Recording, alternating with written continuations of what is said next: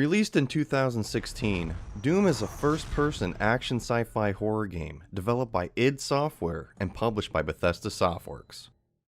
In 1992, id Software shook the gaming world with Wolfenstein 3D, and just 1 year later, they would create one of the most influential and iconic first-person video games ever to be made, Doom, originally for the PC as shareware.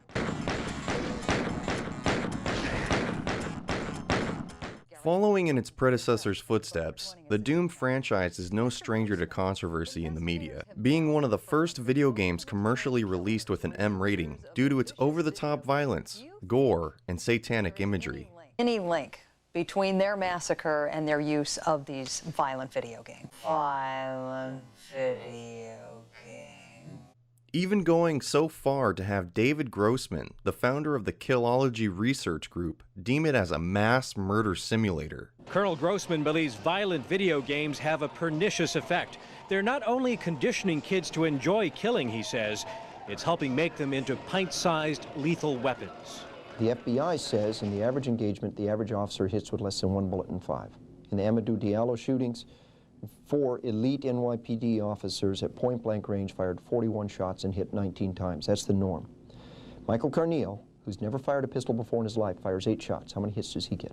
8 shots, 8 hits on 8 different kids. 5 of them are headshots. The other 3 are upper torso. Now, where did he get that supernatural, superhuman skill?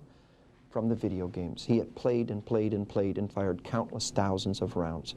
This installment of Doom was met with varying criticisms, such as the feminazi group known as the Feminist Frequency, stating, "It's really troubling and depressing to have the hashtag BE3 audience enthusiastically cheering for bodies being ripped apart. It's called Doom. Sounds like it's going to be a game filled with bright-colored rainbows and singing flowers. Wrong." The plot of the game seems to be the canonical sequel to the original Doom games, ignoring the spin-off story of Doom 3. Taking place on a UAC research facility on Mars, the Doom Marine awakens out of a seemingly frozen sleep, emerging out of a sarcophagus where it is implied that he's been imprisoned. Once again, it seems like the UAC has been experimenting with technology in order to harness the energy from Hell in order to create a sustainable power supply for Earth, as well as make expeditions into Hell itself in order to study netherworld artifacts and its demons. % of all UAC employees into the creatures you see roaming throughout the facility. The rest were killed by the demons released from their holding cells by Olivia Pierce. You may not agree with our research, but know this. We exploited Hell and its resources because it was in mankind's best interest to do so.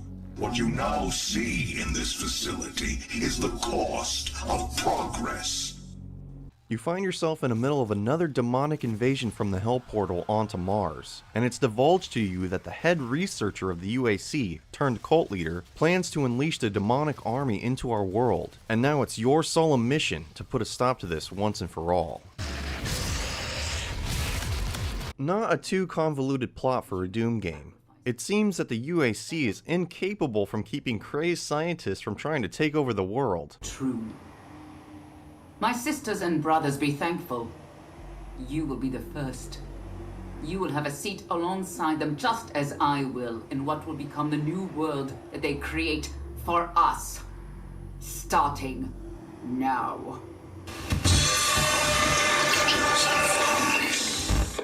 Not to mention the poor Doom Marine, thinking his job is done after defeating Hell twice, wakes up yet again to another Hell invasion, thanks to the same company. Almost like a Hell version of Groundhog's Day.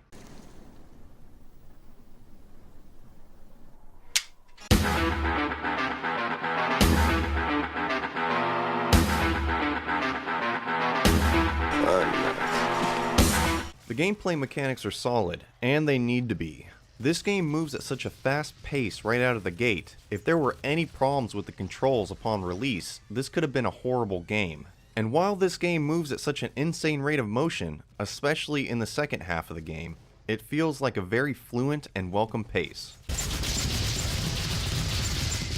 As demons bombard you in every turn, the mix of the adrenaline-filled metal riffs as you rip, shoot, and dismember your enemies never feels like a boring or unfulfilling experience.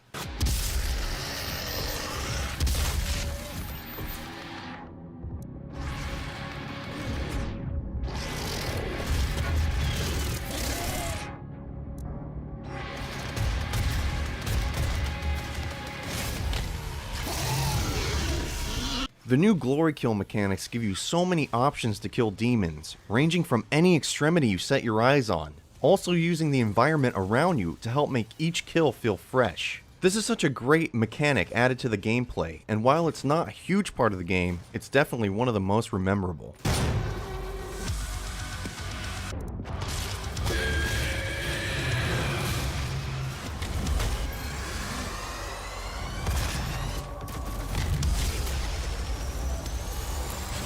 The demons in the game have so much more freedom in their maneuverability than we've ever seen before, making them a way bigger and exciting threat. Imps will scale walls, Hell Knights will ruthlessly chase you down every hall, and Revenants will rain missiles at you from the sky.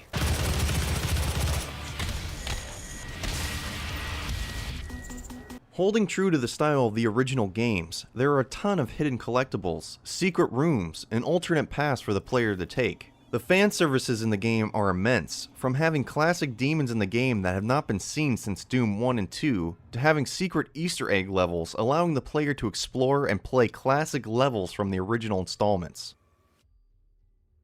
The level design in Doom is remarkable, showing the true graphic capability of the current generation consoles. I found myself just walking through each stage of the game, taking in the incredible views it has to offer, from the barren waste of Mars to the depravity of hell. In 2013, when Doom 4 was cancelled due to mismanagement of the game's development and being said it was going to have to be rebuilt from the ground up, I had wavering doubts the game would ever see the light of day. But the following year, when the teaser trailer was shown, I got pumped and felt like they were actually going to do the franchise justice, and I was not disappointed. On a scale of 1 to 10, I give Doom a solid 9.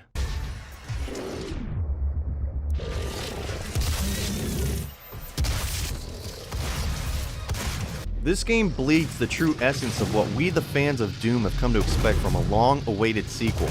It gives the player little hand-holding when it comes to figuring out what to do, and also introduces for the first time a basic RPG element that is a welcome new mechanic, allowing the player to upgrade your suit's abilities and weapon abilities.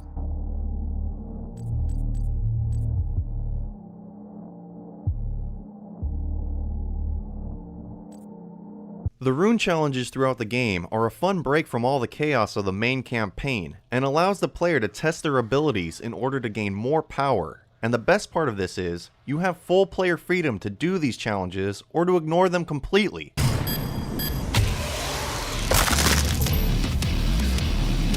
There were times where the game would suffer from frame rate issues and texture pop-ins, but nothing too glaring. The reason I'm giving Doom a 9 is because there were times in the game where it would glitch and it would fall through the map and die, and also ledge detection was off in some parts, resulting in me dying. Not a big deal if you're playing on normal difficulty, but say I was playing on Ultra Nightmare mode, where once you die, it's game over completely. I could see that being a glaring issue. Lastly, there are 3 major boss battles in the game, and while they were impressive, the patterns they perform were very easy to exploit and beat.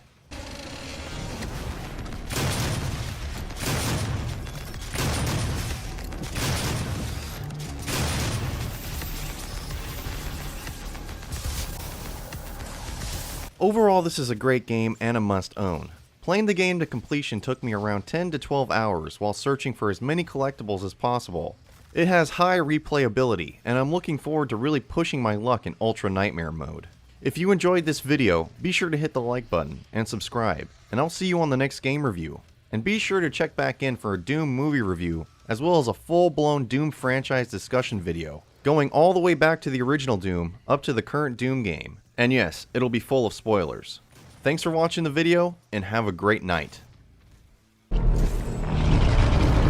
Now this brave new world has gone to hell.